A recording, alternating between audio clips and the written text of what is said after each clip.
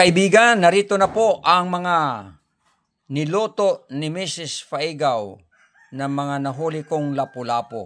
Ayan, pinirito na po niya. Ito po ang aming ulam ngayong pananghalian. Nakikita po nyo, ang mga lapu-lapu ay napirito na. Talagang namumula-mula ang kanilang laman. Napakasarap. Ang kapartner po niyan ay ginatang munggo. Ayan. Mapapansin po niyo na mayroon pang dalawang sili na kasama, malunggay, munggo, masustansya. Wow! At ang kasunod niyan po mga kaibigan ay paksiw na lapu-lapu. Yung maliliit pong lapu-lapu ay ginawang paksiw. At kita naman niyo kung gaano kabango. Naamoy ko pa yung bango ng mga lapu-lapong ito. Wow, ang sarap! Ang sarap ng kumain. Mahal ko mga kaibigan. Gusto ba niyo? Samahan nyo kami, halina kayo. At tayo ay kakain, mahal kong mga kaibigan. Ayan, mga lapu-lapu, talaga naman.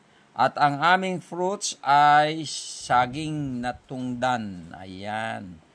At ito ang aming pinakang fruits ngayong tanghalian.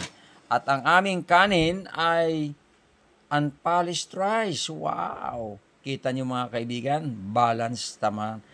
Balance ang aming pagkain ngayon. Talagang sinusunod namin ang mga health principles.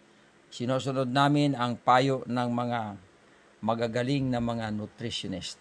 At ang aming Diyos, wow! Kalamansi Diyos, pure yan mahal kong mga kaibigan, walang halo yan. Pure na kalamansi ang aming inilagay dyan. Kaya kung kayo ay iinom ng Diyos, mas maganda pure na kalamansi kasi mura ang kalamansi ngayon, mahal kong mga kaibigan. So far, ito po ang talagang binubuo ng aming pananghalian. Ayan, panoorin po ninyo. Ayan, yan. Kita nyo mahal kong mga kaibigan. Oh, wow. Ito ang aming pananghalian. Halina kayo, simulan na tayo mahal kong mga kaibigan. Salamat po sa inyong patuloy na pagsuporta at panunood sa aking mga ina-upload na video. Mag-follow, mag-subscribe din kayo sa YouTube at mag-like, mag-comment at mag-share. God bless you po. Bye-bye po. Bye-bye.